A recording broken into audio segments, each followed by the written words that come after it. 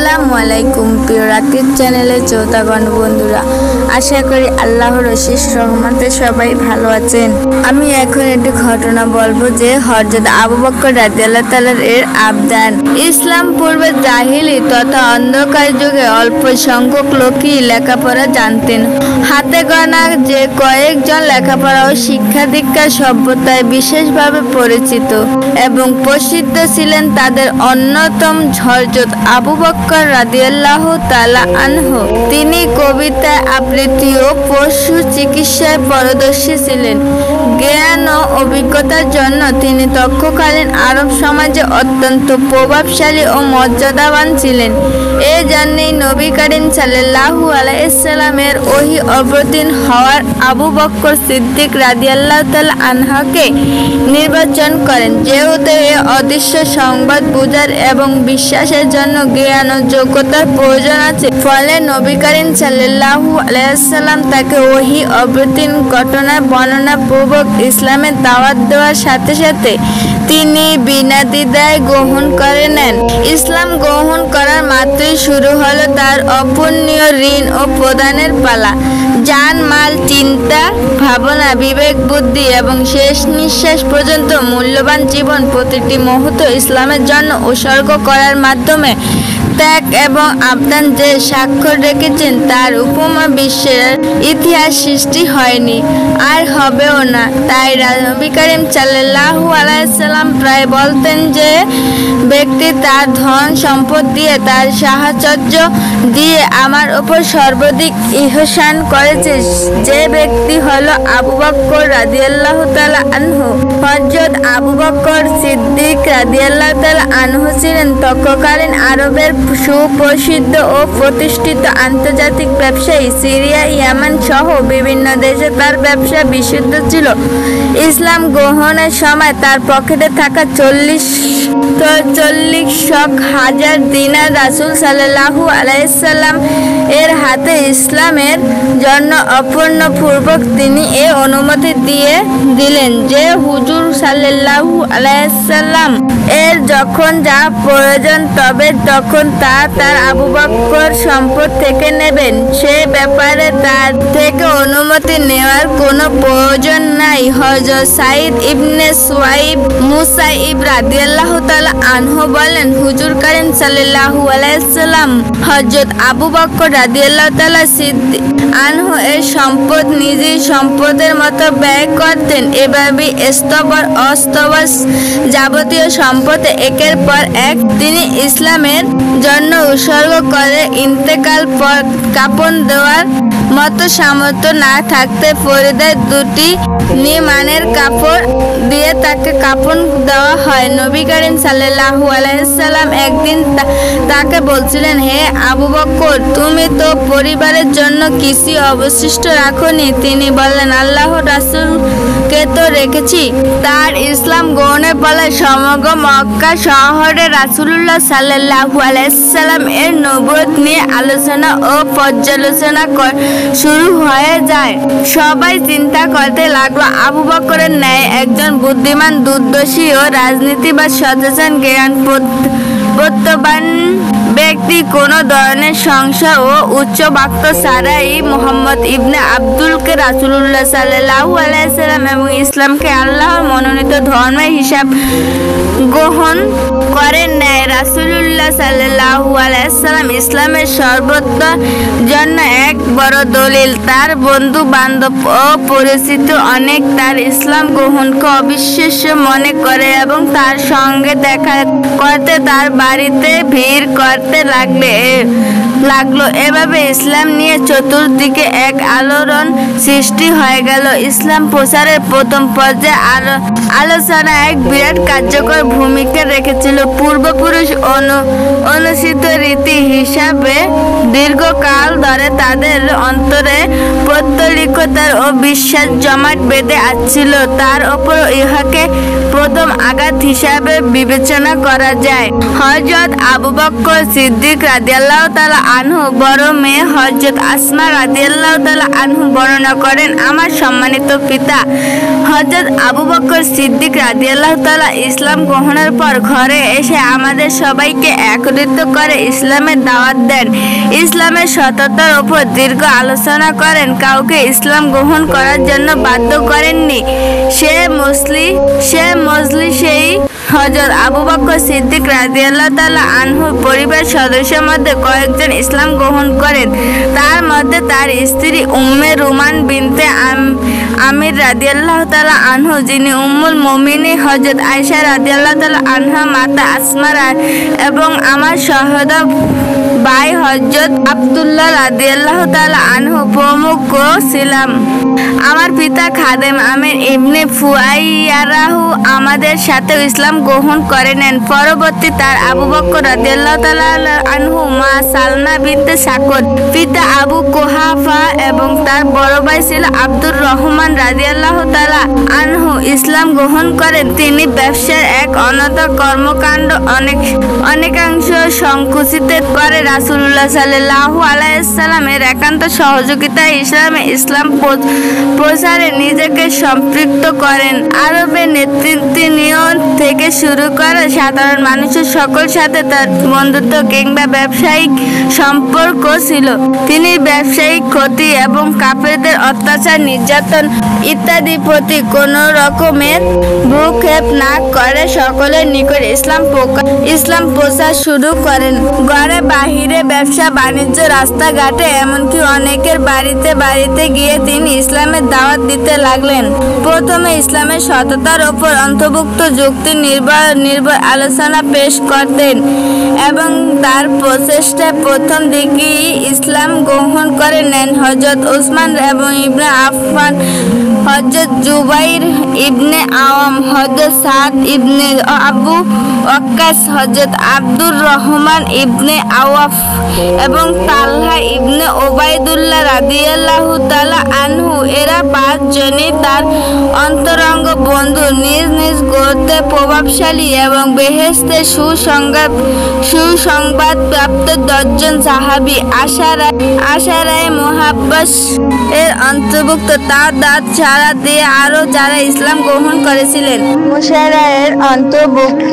তারা দাওয়াতে সাড়া দিয়ে আরো যারা ইসলাম গ্রহণ করেছিলেন তাদের মধ্যে হযরত বেলাল, হাফসে, আমির ইবনে ফুয়াইরা, জিন্নিরাহা, তাহাদিয়া, হিন্দিয়া, জারিয়া, আমর বিন আনসিয়া, ওয়াইমিয়া, আবু ওবাইদিয়া ইবনে জারাহু, আনকাম ইবনে আবুল আরকাম, আবু সালামা ইবনে আব্দুল আসাদ, উসমান ইবনে মাজুন ও তার ভাই কুদামাহা ইবনে মাজুন ও আব্দুল্লাহ ইবনে মাজুন রাদিয়াল্লাহু তাআলা আনহু হুকুম উল্লেখযোগ্য।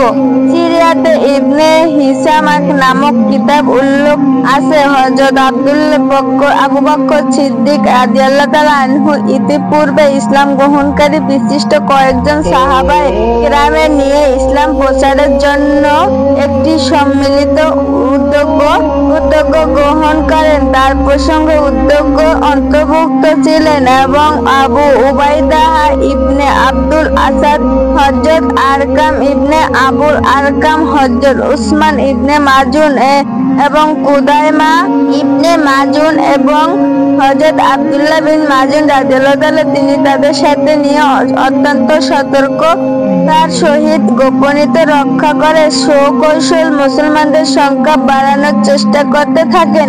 তার এই উদ্যোগ সবার কাছে প্রশংসিত এবং খুব সফল হয়েছিল।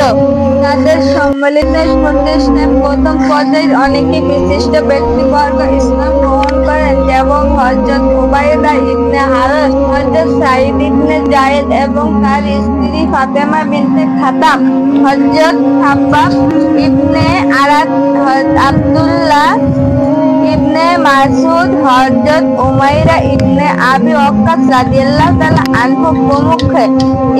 মুসলমান ইসলামী রাষ্ট্রের ক্ষতি সাধন ও ধ্বংস ধ্বংস করার নিমিত্তে কাফের, মুশরিক ও ইহুদি নাসারা তথা অমুসলিম কর্তৃক অত্যাচার, নির্যাতন, ষড়যন্ত্র ও আক্রমণ প্রতিরোধ কল্পে পরিচালিত যুদ্ধ বিজয়ীন হলো। ইসলাম জিহাদের গুরুত্ব যদি সর্বকাল অস্বীকার্য, তবে ইসলাম প্রাথমিক যুগের জিহাদেই ছিল সর্বচেয়ে গুরুত্বপূর্ণ বিষয় এবং সর্বশ্রেষ্ঠ ইবাদত। জিহাদের মধ্যে কাফেরদের আক্রমণ যদি প্রহিত করা না হতো, তাহলে সর্বশ্রেষ্ঠ জীবন ব্যবস্থা ইসলাম বিশ্ববাসী উপকার পেত না। অন্যদের বিষয়দের মতো গুরুত্বপূর্ণ বিষয় তথা যুদ্ধে অংশগ্রহণের জন্য আবু বকর সিদ্দিক রাদিয়াল্লাহু তাআলা এর আবদান সবার অগ্রসর বদর, উহুদ, খন্দর, বনি মুসতালাক, হুদাইবিয়া, খাত্তাব, ফাতেহা, মক্কা, হুনাইন এবং তাবুক সহ সকল যুদ্ধে তিনি অত্যন্ত বীরত্বপূর্ণ অংশগ্রহণ এবং জানমাল উৎসর্গ করার মাধ্যমে যুদ্ধ বিজয় অবিস্মরণীয় অবদান রেখেছেন। শত শত বছরের জাহিলি বা অন্ধকার যুগে অবসান ঘটিয়ে বিশ্বনবী হযরত মুহাম্মদ মুস্তাফা সাল্লাল্লাহু আলাইহি সাল্লাম আরবে ধর্মীয়, সামাজিক, রাজনৈতিক, অর্থনৈতিক জীবন ক্ষেত্রে এবং পূর্ব বিকল্প পরিবর্তন ঘটিয়ে বিশ্ববাসীদের জন্য সর্বশ্রেষ্ঠ দিন,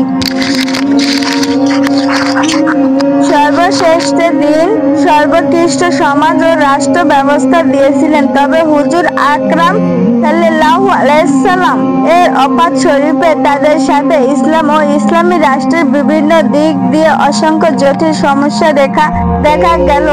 নবী করিম সাল্লাল্লাহু আলাইহি সাল্লামের ওফাত মেনে নেওয়া ভণ্ড নবীদের, ধর্মত্যাগীদের বিরুদ্ধে জাকাত অস্বীকারীদের অবদানিত বিরোধিতা, বহি চক্রান্ত, পবিত্র কোরআন মসজিদ সংরক্ষণ এবং ইসলাম রাষ্ট্রকে একটি স্থিতিশীল অবস্থার একটি মজবুত কল্যাণ কাঠামোর উপর দাঁড় করানো ইত্যাদি। ইবনে মাজুন ও আব্দুল্লাহ ইবনে মাজুন রাদিয়াল্লাহু তাআলা আনহু প্রকৃত উল্লেখযোগ্য। সিরিয়াতে ইবনে হিশাম নামক কিতাব উল্লেখ আছে, হযরত আবু বকর সিদ্দিক রাদিয়াল্লাহু তাআলা আনহু ইতিপূর্বে ইসলাম গ্রহণকারী বিশিষ্ট কয়েকজন সাহাবায়ে কেরামের নিয়ে ইসলাম প্রচারের জন্য একটি সম্মিলিত উদ্যোগ গ্রহণ করেন। তার প্রসঙ্গে উদ্যোগ অন্তর্ভুক্ত ছিলেন এবং আবু উবাইদা ইবনে আব্দুল আসাদ, হযরত আরকাম ইবনে আবুল আরকাম, হযরত উসমান ইবনে মাজুন এবং কুদাইমা ইবনে মাজুন এবং হযরত আব্দুল্লাহ বিন মাজুন রাদিয়াল্লাহু তাআলা। তিনি তাদের সাথে নিয়ে অত্যন্ত সতর্কতার সহিত গোপনীয়তা রক্ষা করে সুকৌশল মুসলমানদের সংখ্যা বাড়ানোর চেষ্টা করতে থাকেন। তার এই উদ্যোগ সবার কাছে প্রশংসিত এবং খুব সফল হয়েছিল। তাদের সম্মিলিত প্রচেষ্টায় প্রথম পর্যায়ে অনেকে বিশিষ্ট ব্যক্তিবর্গ ইসলাম গ্রহণ করেন, যেমন হযরত উবাইদা ইবনে হারিস, হযরত সাঈদ ইবনে যায়েদ এবং তার স্ত্রী ফাতেমা বিনতে খাতাব, হযরত খাব্বাব ইবনে আরাদ, আব্দুল্লাহ ইবনে মাসউদ, হযরত উমাইরা ইবনে আবি ওয়াক্কাস রাদিয়াল্লাহু তাআলা আনহু প্রমুখ। ইসলামী রাষ্ট্রের ক্ষতি সাধন ও ধ্বংস করার নিমিত্তে কাফের, মুশরিক ও ইহুদি নাসারা তথা অমুসলিম কর্তৃক অত্যাচার, নির্যাতন, ষড়যন্ত্র ও আক্রমণ প্রতিরোধ কল্পে পরিচালিত যুদ্ধ বিজয়ীন হলো। ইসলাম জিহাদের গুরুত্ব যদি সর্বকাল অস্বীকার্য, তবে ইসলাম প্রাথমিক যুগের জিহাদেই ছিল সর্বোচ্চেয়ে গুরুত্বপূর্ণ বিষয় এবং সর্বশ্রেষ্ঠ ইবাদত। জিহাদের মধ্যে কাফেরদের আক্রমণ যদি প্রহিত করা না হতো, তাহলে সর্বশ্রেষ্ঠ জীবন ব্যবস্থা ইসলাম বিশ্ববাসী বিশ্ববাসী উপকার পেতেন।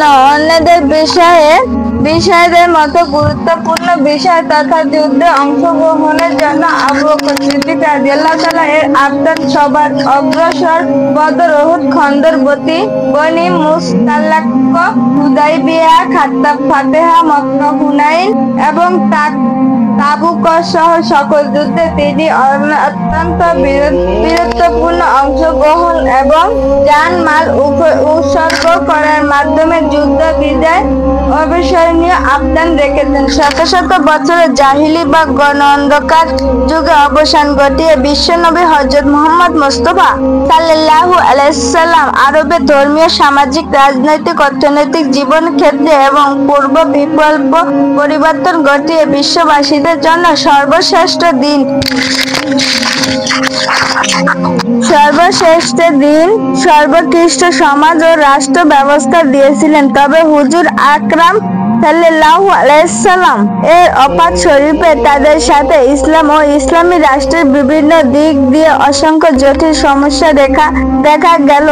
নবী করিম সাল্লাল্লাহু আলাইহি সাল্লামের অপাত মেনে নেওয়া ভণ্ড নবীদের, ধর্মত্যাগীদের বিরুদ্ধে জাকাত অস্বীকারীদের তৎপরতা, অবধারিত বিরোধিতা, বহিঃ চক্রান্ত, পবিত্র কোরআন মসজিদ সংরক্ষণ এবং ইসলাম রাষ্ট্রকে একটি স্থিতিশীল অবস্থার একটি মজবুত কল্যাণ কাঠামোর উপর দাঁড় করানো ইত্যাদি।